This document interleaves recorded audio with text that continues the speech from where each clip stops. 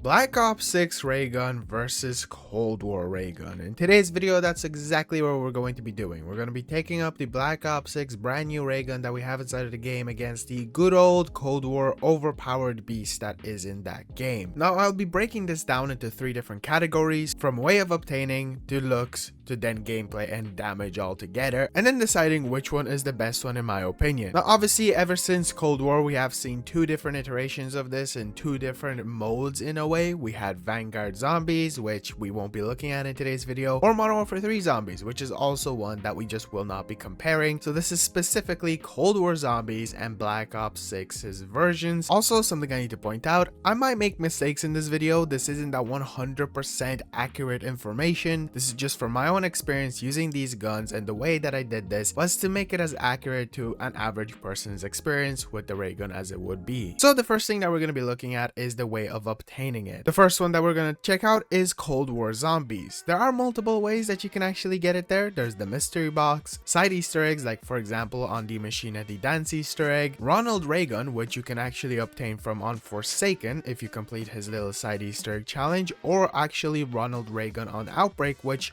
as crazy as it sounds, from my countless hours spent on Cold War and Outbreak itself, I have never personally found Ronald Reagan himself. So this is, to this day, something that I just never did. That is another way of getting it. And then of course, Elites or Orda on Outbreak itself. Now, I won't be actually looking at Outbreak since that is a completely different mode with the way it works than actual round base. And since Cold War has round base, that's just what we're going to be concentrating on. But I still wanted to cover the different means of actually unlocking the ray gun. Now, on Black Ops 6, there is less options, but some of them are actually more broken than the Cold War ones. And of course, another thing to mention is Black Ops 6 is still a pretty young game, and we don't know what kind of things are going to be coming out in the future, if it's maps specifically or even modes. That could maybe be Outbreak, but I don't think that's actually going to happen. We are going to be getting some side modes like Jingle Hells, I do believe is going to come out, and some other stuff, so maybe those will be a better option of obtaining it if they are permanent modes. The first option is of course the mystery box, just spinning the box, which can also then be improved upon with Wunderbar Gobblegum. That's another means of getting it. If you just activate it and spin the box,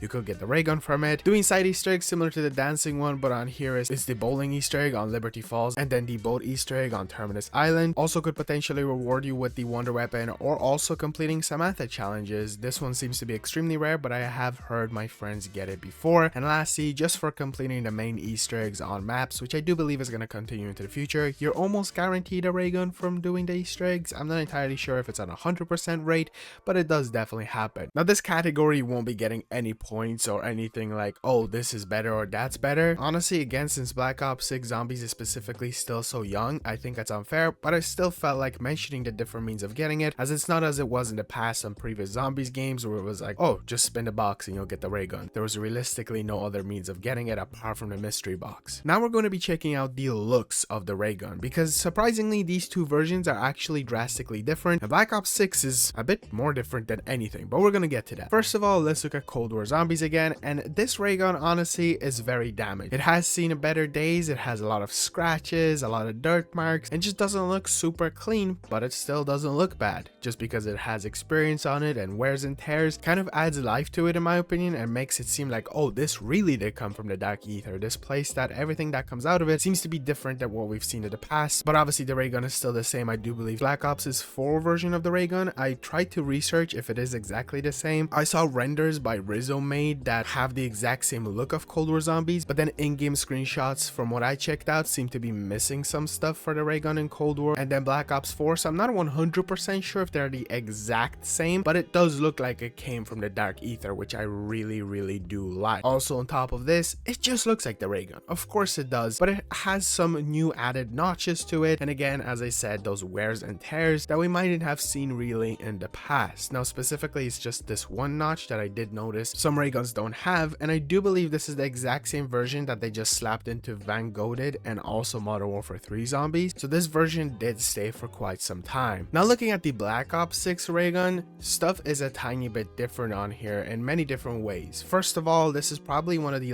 nicest and cleanest versions of the ray gun that we have ever seen. It looks super shiny, super clean, and just looks I absolutely love the way it looks inside of the game when you run around with it. And of course, it does change when you pack a punch it and stuff like that, which is the exact same thing that happens with Cold War, but I just really enjoy this version of the ray gun. Also, it seems like they removed one of the notches off of the Cold War version, which is something that I just wanted to point out. And also, it just kind of looks a bit chunkier. It doesn't look exactly the same like the Cold War one, but one of the biggest things that you may notice is that on Black Ops 6 Zombies, you can actually put on custom skins onto your ray gun. You unlock one of these skins from actually completing the Liberty Falls not guided mode, and you unlock it, and honestly it looks okay. It's definitely not my favorite version, but then for purchasing one of the brand new bundles that's inside of the item shop or the store, you can actually get an ultra skin for the gun that not only changes up the look quite drastically, removing some of the very infamous features with the ray gun, changes up the bullets that shoot out of the ray gun, but also on top of this has a unique inspection with a very unique kind of animation to the gun that gives it more life. And of course, again, this is Black Ops 6 in its earliest version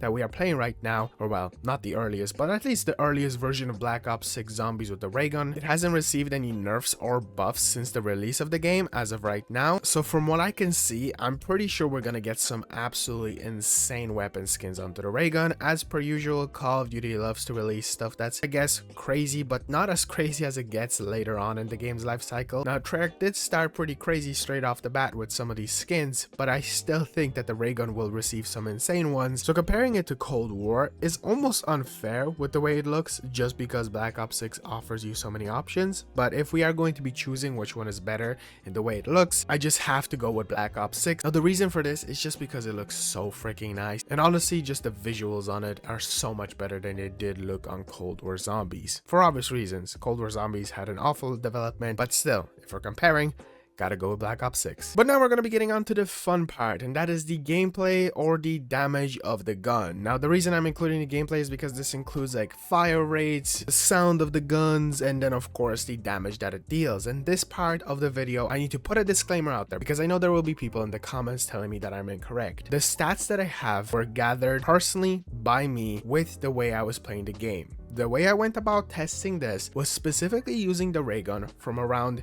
round 10 up until the round where the ray gun started to struggle, and then I pack-a-punched it up until the round it started to struggle, pack-a-punched it up until the round it struggled, and then of course I will be testing this out on round 55 on both games, which is the max health cap, to tell you how it does. Now, the Cold War version is very complicated because the damages are just absolutely all over the place, so we're just gonna go with the highest options. But I guess since we are here with the Black Ops Cold Wars version, I guess let's just listen to the sound of it.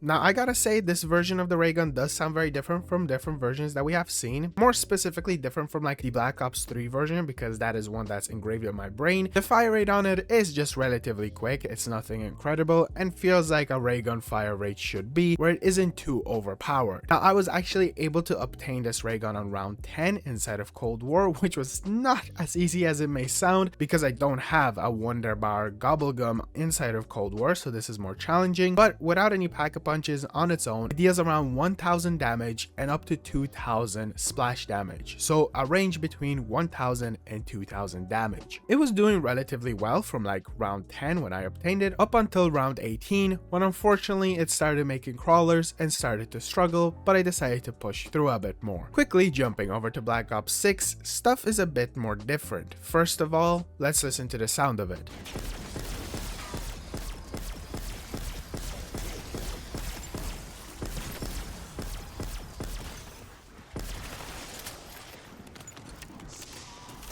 To me, this sounds very similar to just the Cold War one, almost identical. Also, the fire rate feels very similar, and I don't really notice any drastic differences. But looking at the actual damage without Pack-a-Punch, it deals up to 2000 damage, and that's where it's a bit different from Cold War Zombies. I noticed that the numbers aren't as messy as they are on Cold War, which is one of the things that they changed for Black Ops 6, so the damages may differ in some areas, but they're relatively the same. Splash damage was pretty weak though on this, compared to Black Ops Cold War. Dealt up to 2000. On here it dealt 1.6, but it did make up its damage on the body whenever zombies were shot. It did actually start making crawlers on round 19, which was one round later than the Cold War one, and just like the Cold War version, it felt like it could keep going instead of just pack-a-punching it just yet. Going back to Cold War, I decided to pack-a-punch it on round 20, which was pack-a-punch level 1. Damage, again, was just all over the place, but I managed to get around 3.7 thousand damage, and around 22 it started to make crawlers, which overall felt kind of average. Compared to what this ray gun can do later on, it wasn't anything impressive, and then around 26 it started to not become a one-shot. On Black Ops 6, I decided to pack-a-punch it on round 22, as it felt like it was still doing relatively well, and it dealt 3.6 thousand damage to the zombies, which is very similar to Cold War zombies. It did end up hitting armored zombies already on round 22, 23, which is definitely different from Cold War zombies, and it became 2-hit on round 24, which is 2 rounds earlier than the Cold War version. On round 26 in Cold War zombies, I bumped up the ray gun to pack-a-punch 2, and it dealt around 4,000 to 7.7 thousand damage overall. There were no crawlers on round 26 from splash damage, but then on round 27 there was, unfortunately, and it became pretty bad from like round 28, 29, and of course up and up and up. Jumping back to Black Ops 6, on round 24 I decided to pack-a-punch it to level 2, and it was dealing up to 9,000 damage to body, which is definitely more in the damage wise than the Cold War version itself. It did actually start making crawlers a bit earlier than round 26 compared to me pack-a-punching it on round 26 and not making any, and then on round 30 it became 2-hit. Jumping over to round 30 on Cold War, I decided to pack-a-punch it to level 3. From here, this weapon is basically at its max potential damage. Sometimes it dealt 15,000 damage, sometimes it dealt up to 17,000 damage. Again, this is where Cold War is very confusing with its damages, but it should be around 15,000 to 17,000 overall. And it was one-shotting zombies up until round 36, which means that from round 37 it was not. Overall, it's not the worst weapon to use, but since Cold War does have the Ring of Fire, it does really become a beast with that, and just overall outdoes anything that the Black Ops 6 ray gun could potentially do. But jumping back to Black Ops 6 on round 30 and pack-a-punch 3, it dealt up to 17,000 body damage, more than Cold War, which was very interesting. Ammo was also really bad, but that's also just because it's Black Ops 6. There is unfortunately no Ring of Fire to help, and it became 2-shot on round 36, which is 1 round sooner than Cold War zombies. Now quickly looking over to the round 55 versions of these weapons. In round 55 with Cold War, the ray gun was pretty good just because of obviously the Ring of Fire, and the damage that I said earlier with the 15,000 to 17,000 did stay just because once you fully pack-a-punch a weapon, it's honestly at its most powerful version, and on Cold War the max health cap is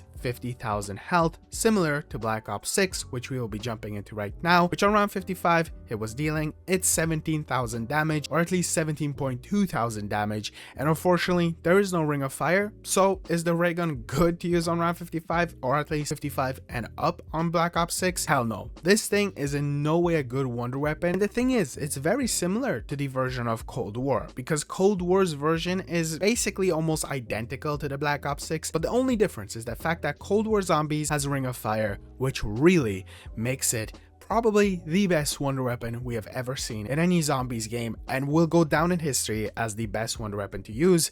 And don't even get me started on the Black Ops Cold War's version of this ray gun on launch, which was absolutely broken. So again, in conclusion, which ray gun is the best? It just has to be Cold War Zombies. This ray gun is a beast, and again, with the fact that you can use Ring of Fire on this game, anything can become good, but the ray gun just becomes that much better, and is the thing that everybody used for high rounding on at least most of the maps, and even high rounding Outbreak. There are a lot of powerful weapons in that game, and Cold War Zombies overall is far easier than Black Ops 6, because Black Ops 6 is just a mangler fest compared to the way it is on Cold War, but I still think that the Black Ops 6 version is just a tiny bit weaker in some areas, but overall still deals relatively the same amount of damage. And if Ring of Fire existed in Black Ops 6, I think the ray gun would be on par with Cold War. Anyway, ladies and gentlemen, this video was kind of chunky. There was just a lot to talk about, and I didn't want to make too many mistakes. Again, if I made any, I would appreciate a comment down in the comment section, as that not only would clear up some stuff for me, but also for the people who would be interested in some absolutely on the dot numbers. It's very difficult to fully test stuff out just because the numbers are absolutely all over the place, but if you have watched this far into the video, you're absolutely incredible, so thank you so much for that. A like and a subscribe would be very much appreciated. We're on the goal to hitting 50,000 subscribers, and we're getting closer and closer every single day,